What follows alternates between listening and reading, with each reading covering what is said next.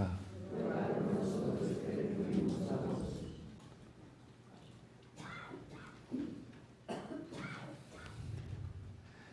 Tenemos cortica esta charla porque a las 10 tenemos la misa.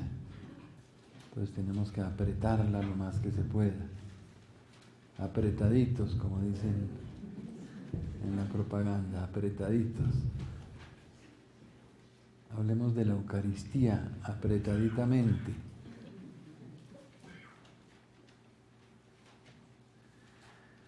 Comencemos por la parte histórica.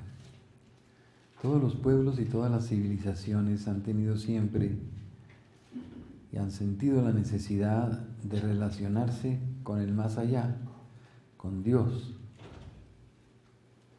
En todas las culturas y civilizaciones antiguas encontramos esa necesidad de relacionarse con Dios para pedirle ayuda, para darle gracias, para pedirle perdón o sencillamente para expresarle el amor y el reconocimiento.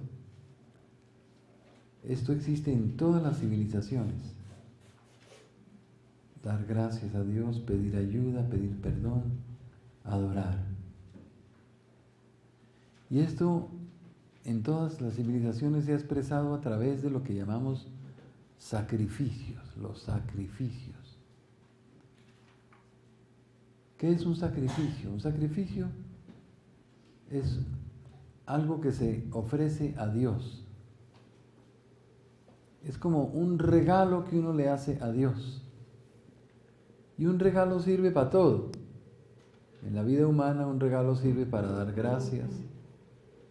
Un regalo sirve para pedir un beneficio. Un regalo sirve para pedir perdón. Para reconciliarse.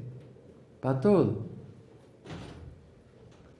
Y así como en la vida humana un regalo sirve para todo, en la vida divina el regalo a Dios, el sacrificio, sirve para todo.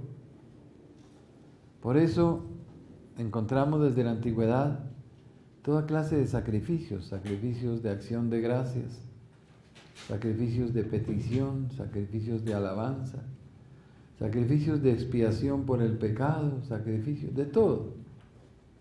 Si ustedes leen el libro del Levítico, se encuentran más de 20 clases de sacrificios. El sacrificio entonces es un regalo que se le hace a Dios. Todo lo que se le regala a Dios se vuelve sagrado. Una persona que se consagra a Dios se vuelve una persona sagrada.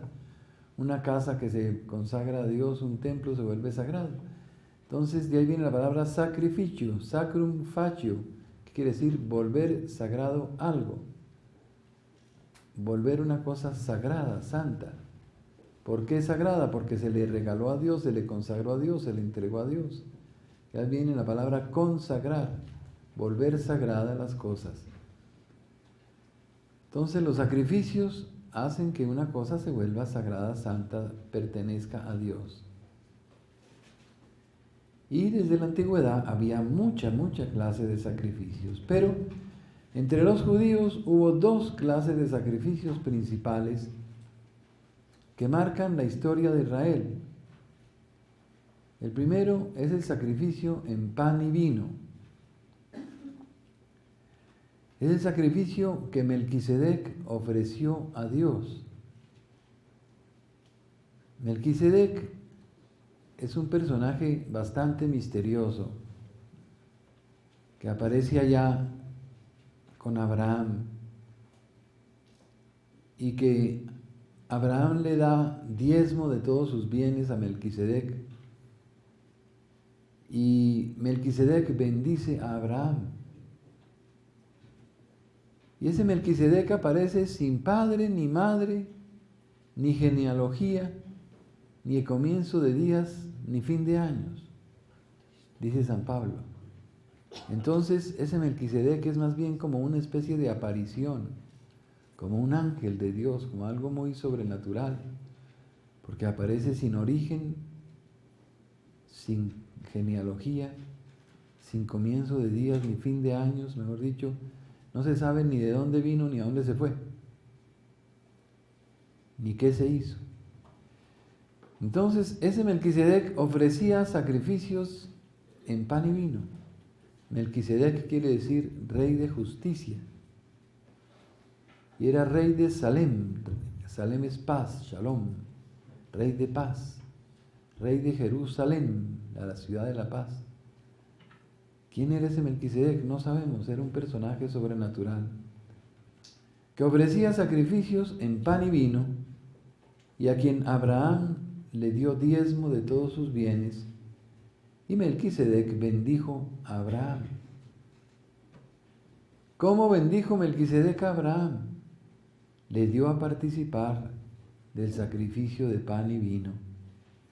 Como quien dice, le dio la primera comunión a Abraham.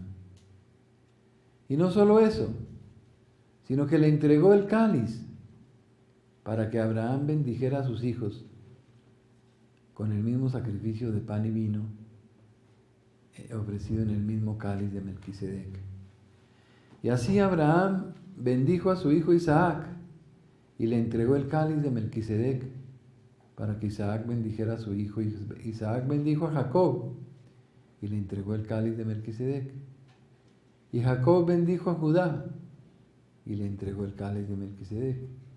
Y Judá fue a Egipto, y en Egipto tuvieron el cáliz guardado preciosamente. Y cuando Moisés sacó al pueblo de Egipto, en el arca de la alianza llevó el cáliz de Melquisedec.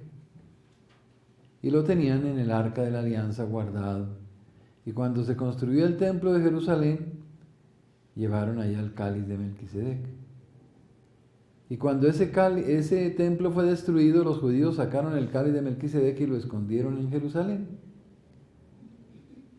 Y cuando nuestro Señor instituyó la Eucaristía en la última cena, Nicodemo y José de Arimatea le llevaron el cáliz de Melquisedec, y nuestro Señor instituyó la Eucaristía en el cáliz de Melquisedec, que ya tenía 2000 años, porque Melquisedec es 2000 años antes de Cristo. Y cuando nuestro Señor instituyó la Eucaristía en el cáliz de Melquisedec, se lo dio a Pedro, y Pedro lo tenía custodiado y lo llevó a Roma. Y cuando Roma fue destruida por los bárbaros, sacaron el cáliz de Melquisedec y lo llevaron a España. Y en España estuvo en varias partes, y fue a parar a la Catedral de Valencia. Y allá hay una capilla que se llama la Capilla del Santo Cáliz o del Santo Grial, donde se conserva el cáliz de Melquisedec. Y cuando Benedicto XVI fue a Valencia hace un mes, celebró la misa en el cáliz de Melquisedec. Y demostró que lo que el Padre Umaña venía diciendo era verdad. Porque yo venía diciéndolo hace muchos años y ustedes no me creían. Y Benedicto XVI celebró la misa en el cáliz de Melquisedec, porque era el cáliz de nuestro Señor, el cáliz que tiene 4000 años y que está intacto. Es un cáliz que tiene la copa y la pata de piedra de ágata roja, y el cuerpo y los brazos, tiene 2 bracitos como 2 orejas de oro puro. En un libro de catedrales de España que hay aquí en el balcón, ahí está la foto chiquita del cáliz de Melquisedec. Se la voy a pintar en grande para que más o menos ustedes se den cuenta de cómo era el cáliz de Melquisedec.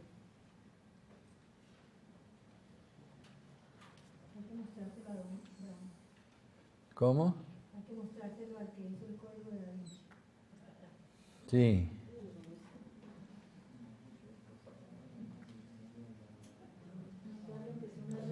Dale la historia de Melquisedec, que es Génesis, que Ah, caray, ahorita te muestro.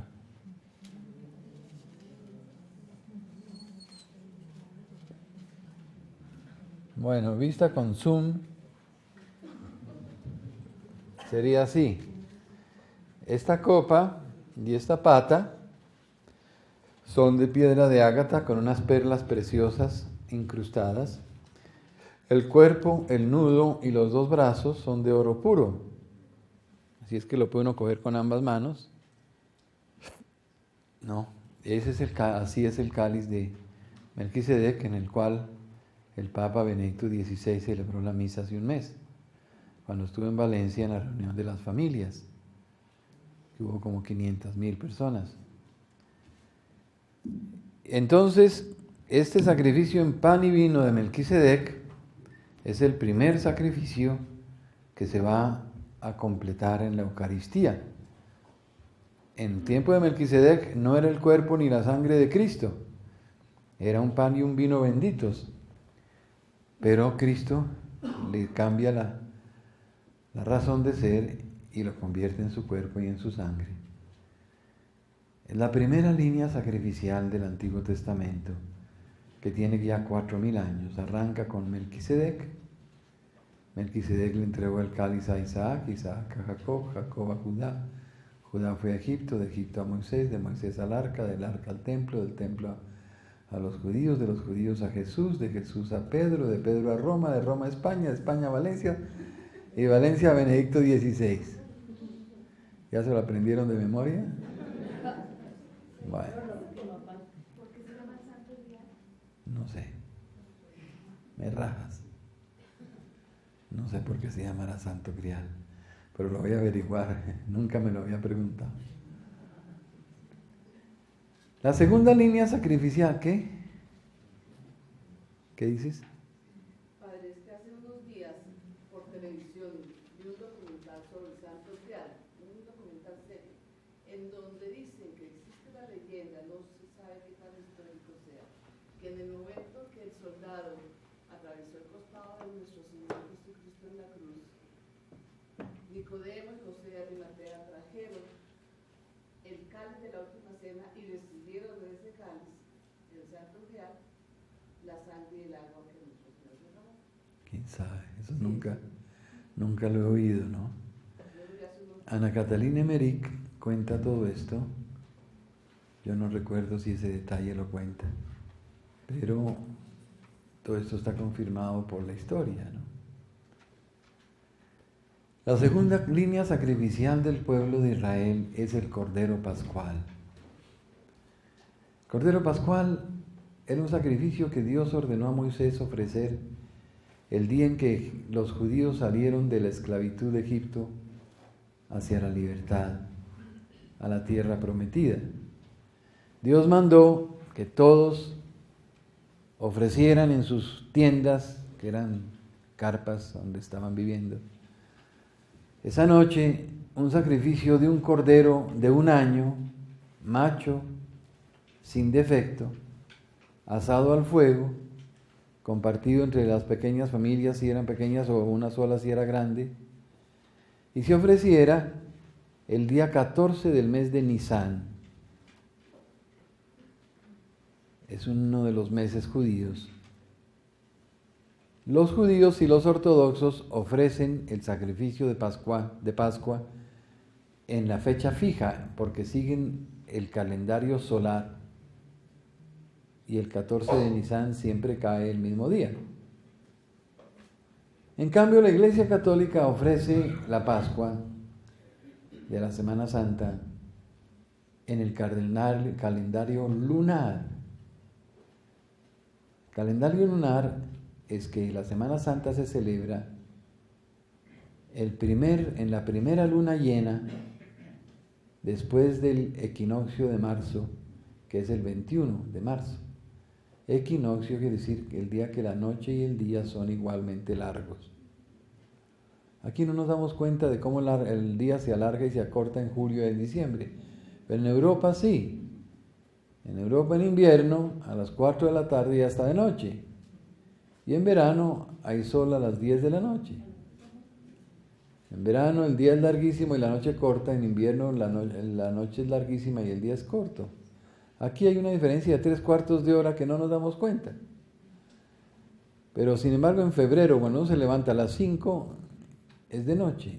Y en julio, cuando uno se levanta a las 5, es de día. Entonces, nosotros celebramos la Pascua en la primera luna llena, después del equinoccio de marzo, o sea, después del 21 de marzo. A veces cae en marzo, a veces cae en abril. En cambio, los ortodoxos el mismo día siempre. Nuestro Señor le ha pedido a Basula que que los judíos, los ortodoxos y los católicos celebremos la misa, la Pascua, el mismo día, unifiquemos la festividad de la Pascua. No se ha logrado. Ojalá que Benedicto XVI lo logre, ¿no? Cuando los ortodoxos celebran la Pascua, hay un milagro bellísimo que poco se habla. Resulta que el día de Pascua de los ortodoxos, que es el 14 de Nisan, siempre el mismo día, la Basílica del Santo Sepulcro de Jerusalén se llena de gente, 2,000-3,000 personas. Todos llevan un cirio apagado. Nadie puede llevar fósforos ni briquet.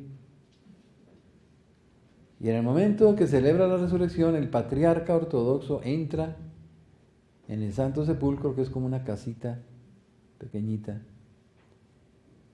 Y en el momento en que comienzan a celebrar la resurrección, comienza a salir fuego del Santo Sepulcro, un fuego azul.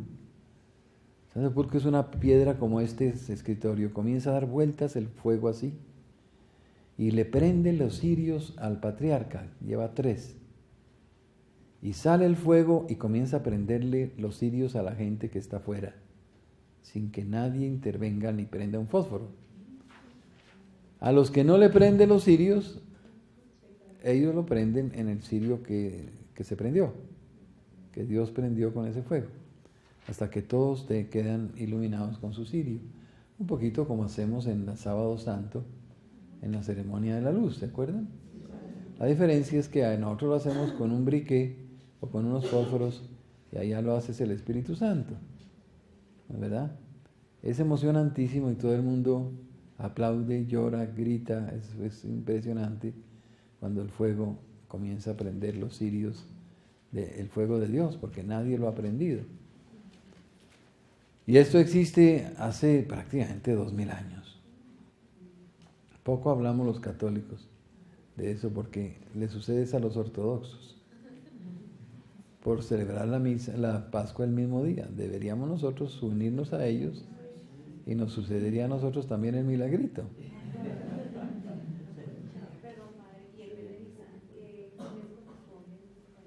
Entre marzo y abril, nuestra Semana Santa. Pero en ellos es en día fijo y entre nosotros es en día variable, porque la luna varía siempre. Y como la celebramos en la primera luna llena, después del 21 de marzo, equinoccio de marzo, siempre nos varía la Semana Santa. Los judíos celebraban la Pascua entonces del Cordero todos los años en la misma fecha. José y María celebraban la Pascua en la misma fecha. Cuando el niño se perdió en Jerusalén fue porque habían ido a celebrar la Pascua. Y nuestro Señor también la celebró. Nuestro Señor celebró la Pascua judía los 3 años de su vida pública. Y el tercer año nos dice San Lucas que los apóstoles le preguntaron a Jesús, ¿dónde vamos a celebrar la Pascua? Y Jesús le respondió, entren a Jerusalén y verán a un hombre con un cántaro de agua. Síganlo y a la casa donde entre, díganle al dueño que yo quiero celebrar ahí la Pascua. Así fue como Pedro y Juan entraron a Jerusalén, vieron al hombre con el cántaro de agua. Era muy raro que hubiera hombres con cántaro de agua, pero el cántaro de agua lo llevan las mujeres. Siguieron al hombre y entró en la casa y allí prepararon la última cena y la institución de la Eucaristía. Esa Pascua era un banquete. Y como todo banquete, tenía 3 platos y 4 copas. Un primer plato, que eran unas hierbas amargas. Un segundo plato, que era una entrada, como un consomé muy caliente. Y un tercer plato, que era la carne del cordero. Espero que me quede cordero y no me quede lechona.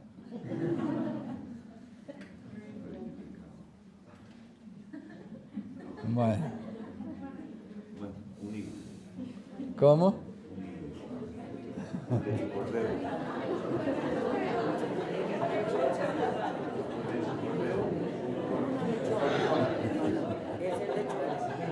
¿Es lechona?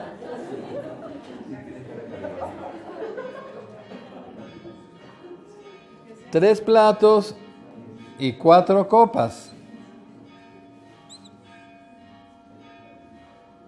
Una primera copa que era un aperitivo, después un vino blanco, después un vino rojo,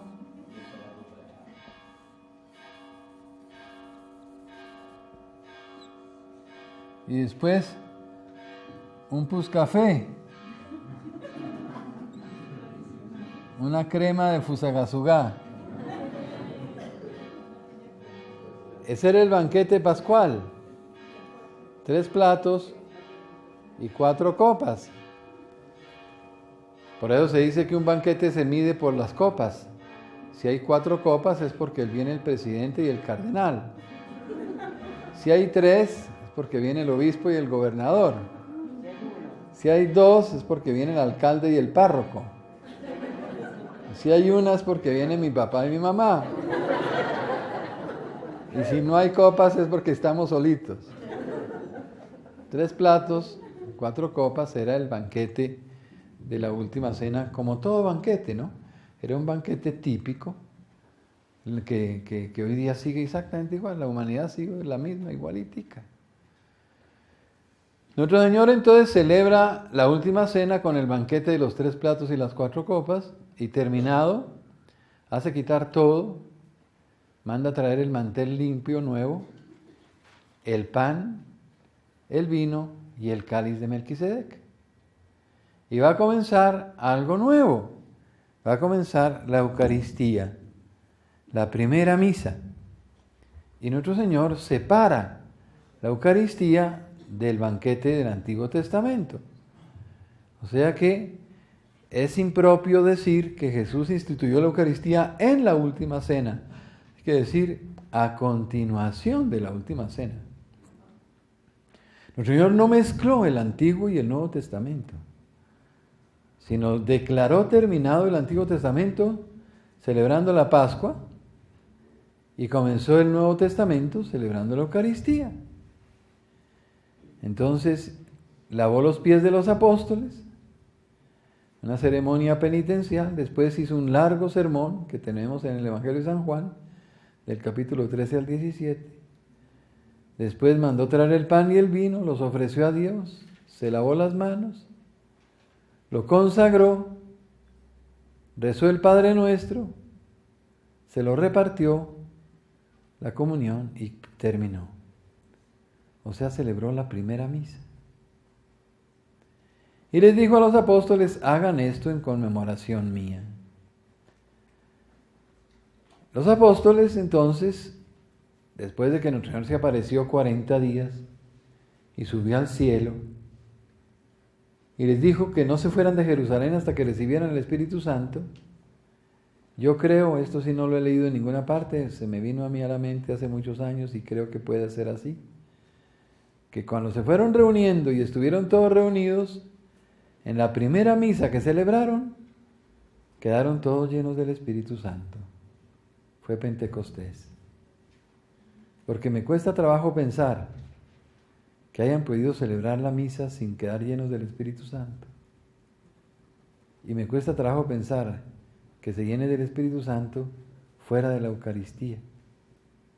Por eso yo creo, eso es cosa mía, ni lo anoten ni lo escriban porque es pura una locura mía, que fue en la primera misa que hicieron los apóstoles que quedaron llenos del Espíritu Santo.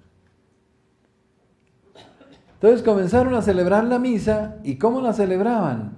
La celebraban a la hora que nuestro Señor celebró la última cena, que era a la caída del sol. Pero en recuerdo de la pasión, pasaban toda la noche en la misa. La misa que comenzaba a las 6:30 de la tarde, a la caída del sol, y terminaba a la salida del sol, a las 6 de la mañana. Pasaban toda la noche en oración, en cantos, en predicación de los apóstoles. Una vez un muchacho sentado en una mesa, en una ventana se cayó y se mató. Y San Pablo bajó corriendo y lo resucitó. Pues así no es gracia, ¿no es verdad? Y siguió la misa. Pero se presentaron problemas porque algunos llevaban comida, otros no llevaban, y entonces ustedes por qué no trabajan, y ustedes por qué son tacaños, y entonces ustedes por qué no comparten, y ustedes por qué no, no sé qué. Y hubo problemas, entonces poco a poco se suprimió la vigilia de toda la noche y quedó el final, la misa 5 de la mañana. Por eso en los pueblos durante muchos siglos existía la misa 5 de la mañana. Pero no es porque nuestro Señor hubiera instituido la Eucaristía a las 5 de la mañana, sino porque se quitó toda la vigilia y quedó solamente el amanecer. La misa más tarde era a las 9 de la mañana, que llamaban la misa mayor. Hasta la reforma litúrgica de Pío XII y de Pablo VI del Vaticano II, en que se liberó la hora de la misa y se pudo celebrar otra vez por la tarde, como la celebramos acá, volvió la misa a tener su hora original, que es la caída del sol. Entonces, ¿qué es la misa? La misa es el mismo sacrificio de Cristo ofrecido primero en la última cena o en la Eucaristía del Jueves Santo, y segundo en la cruz. Pero el sacrificio del Jueves Santo y del Viernes Santo es el mismo, único e idéntico sacrificio, que el Jueves Santo se ofrece bajo las apariencias de pan y vino, y el Viernes Santo se ofrece en cuerpo y sangre, es decir, en forma cruenta se llama eso, o sangrienta o física.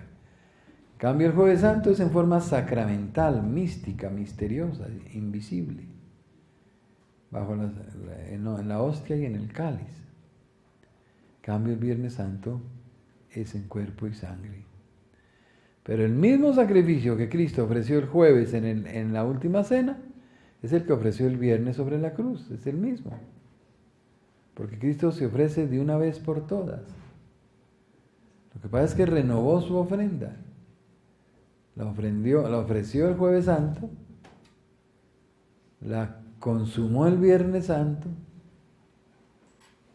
la ratificó en la oración en el huerto y la consumó en la cruz.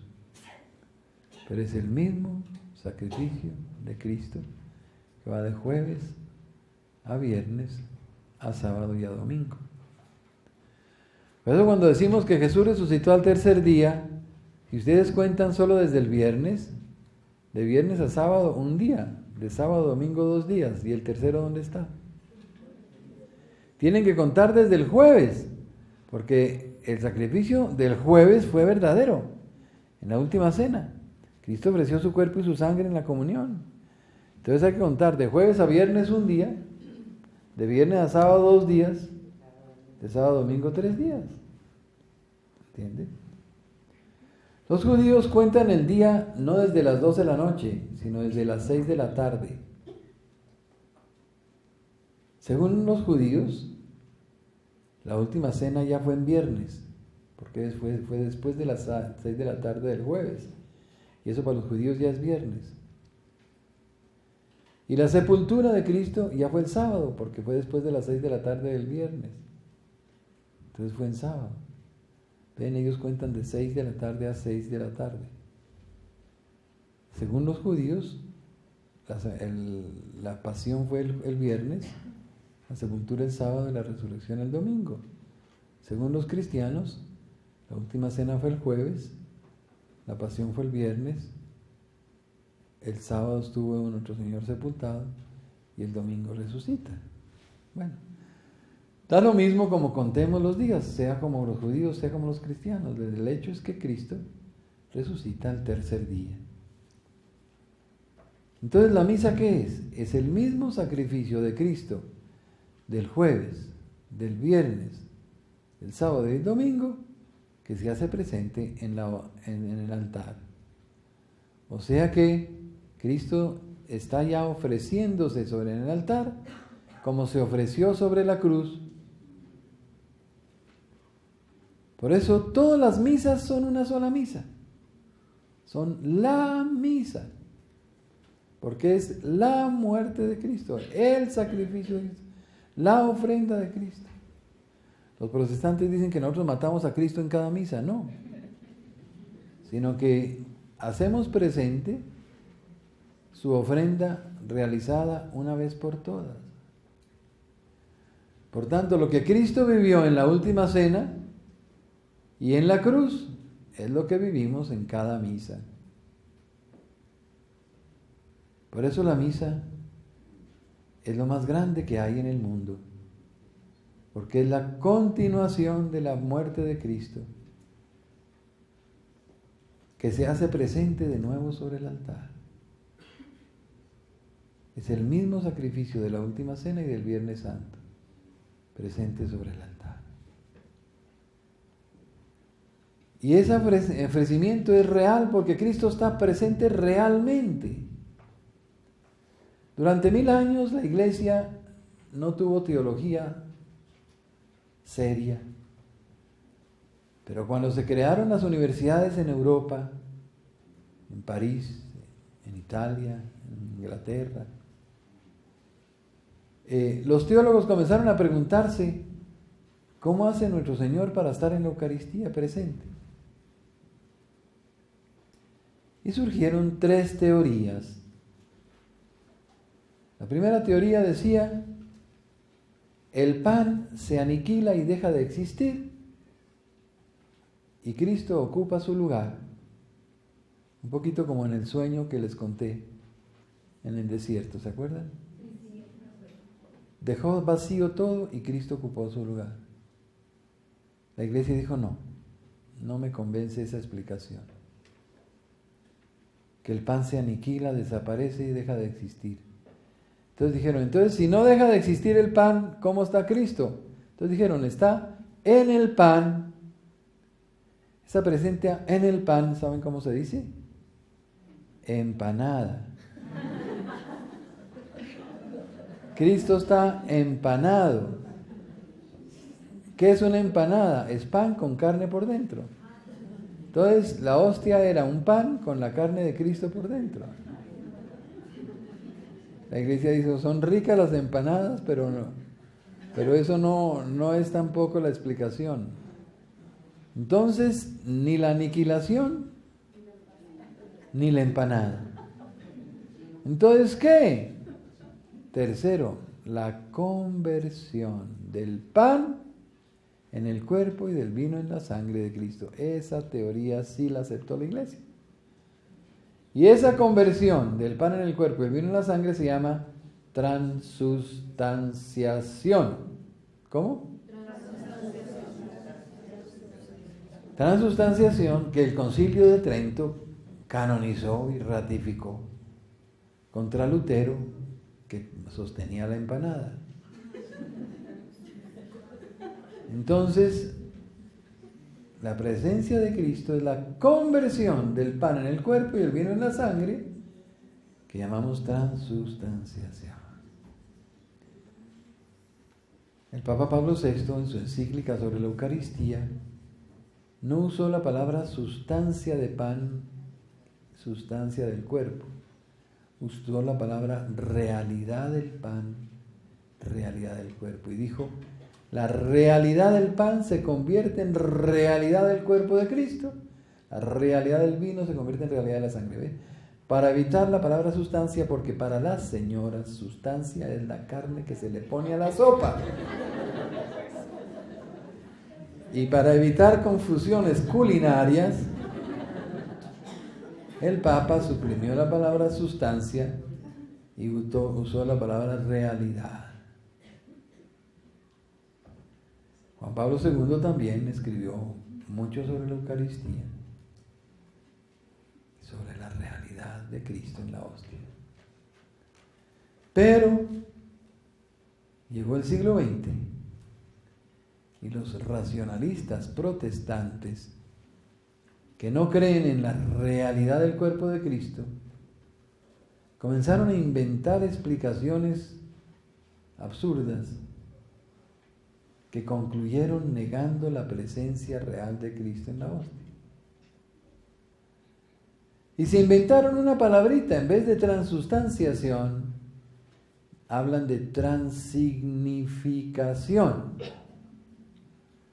que dicen que es que la hostia significa a Cristo, pero no es Cristo. Ahí está el error.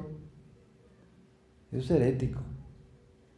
Los católicos creemos que la hostia es Cristo, no significa, sino es. Los protestantes dicen significa, nosotros decimos es. Y muchos católicos protestantizados, estamos en la protestantización de la iglesia, eso es muy grave. Yo sé que hay protestantes buena gente como Merlin Carothers, pero hay otros que son muy perversos y de mala fe. Y han convencido a muchos teólogos católicos, y en muchos seminarios y universidades se enseñan herejías. Y se enseña una presencia simbólica de Cristo y no una presencia real. Por eso la Biblia, el profeta Daniel nos habla de la persecución contra la Eucaristía. Y nuestro Señor cita al profeta Daniel y nos dice: cuando suceda lo que dijo el profeta Daniel, es porque se acerca el fin, o el fin de los tiempos, o el hacer. Mateo 24:15 dice: cuando veáis la abominación de la desolación anunciada por el profeta Daniel, erigida en el lugar santo, etc. Mateo 24:15. ¿Qué dice el profeta Daniel? El profeta Daniel dice que él se abolirá el sacrificio perpetuo. Ya voy. Pachencha. Anoten las citas de Daniel. Daniel capítulo 8, versículos 11, 12 y 13. Capítulo 8, versículos 11, 12 y 13. Capítulo 9, versículos 17 y 27. 9, 17 y 27. Capítulo 11, todo de Daniel, versículo 31. 11, 31. Capítulo 12, versículo 11. Nos dice que, primero, será abolido el sacrificio perpetuo. El sacrificio perpetuo es la misa, porque se celebra perpetuamente, siempre, a todas horas en el mundo, y se perpetúa en el sagrario. Y en el lugar santo será instaurada la abominación y la desolación. El lugar santo son las iglesias. ¿Qué quiere decir eso? Que se va a suprimir el sagrario de las iglesias. Se va a pasar a la sacristía. Se le va a quitar la importancia. Las iglesias se convertirán en salas de baile, en discotecas, en museos, salas de bingo, salas múltiples. Y el Santísimo se va a arrojar a la basura. Se va a tener en la sacristía, entre los trapos sucios, los escobas y los traperos y los trapos del polvo. Y lo grave es que ya está sucediendo. Hay iglesias, museos. Entonces, esto es la abominación. La desolación es la iglesia sin sagrario. Y la abominación es el sagrario entre los trapos del aseo. ¿Entienden? Por eso es que nosotros tenemos que ser los defensores de la Eucaristía. Si es necesario derramar nuestra sangre por defender la Eucaristía, vale la pena. Defender la presencia real de Cristo en la Eucaristía. Y si un sacerdote la niega, griten y opónganse y no lo acepten y denúncienlo. Y por eso debemos defender la presencia real de Cristo en la Eucaristía y el carácter sagrado y sacrificial de la misa, para no volver la misa una fiesta vulgar, humana, una reunión de acción comunal, un bingo, una fiesta de cosas materiales, una parranda, una rumba, sino mantener el carácter sagrado de la Eucaristía. Los conciertos que... Tenemos que ser, no, bueno, depende de lo que concierto, pero si es con respeto y si es sagrado, sí. Claro, aquí tuvimos un concierto de villancicos hace 8 días, muy serio y muy lindo. Pero si es algo de Dios, seamos los defensores de la Eucaristía, de la presencia real de Cristo en la Eucaristía y de el sacrificio eucarístico, que no es una vulgaridad, ni una patanería, ni una misateca, sino es el sacrificio de la cruz de Cristo en el Calvario. Y el Calvario es algo muy santo. El sacrificio de la última cena y el sacrificio del Calvario no se pueden profanar. No se pueden profanar. Bien. Nos toca ir precisamente a la misa. Entonces, vamos al santuario para la misa de las 10. La última misa del año 2006.